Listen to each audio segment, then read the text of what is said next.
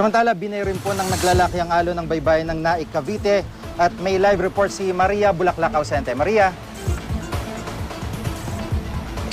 Yes, Chigi, bahagyang sumilay na nga ang araw dito naman sa bahagi ng Naik, Cavite, pero ang mga residente hindi na iwasang magpanik kanina dahil ang mga alon halos lamunin yung kanilang mga bahay.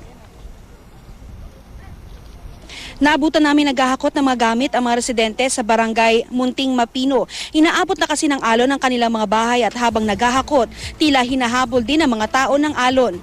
Ayon sa Division Chief ng Cavite Environmental Protection and Operation Division, hindi pangkaraniwan ang halos 3 to 5 meters high na alon, lalo't wala naman daw storm signal sa Cavite. Halos isang linggo ng ganito ang sitwasyon dito.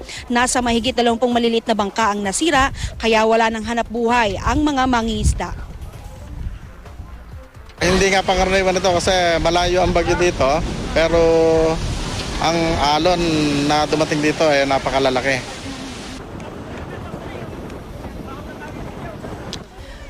Jiggy, bagamat may mga nakahanda namang evacuation centers, itong bayan ng Naik, ang mga residente naman ay parang tila walang plano lumikas. Ang iba kasi, ang plano lang naman nila ay lumikas muna doon pansamantala sa kanilang mga kaanak.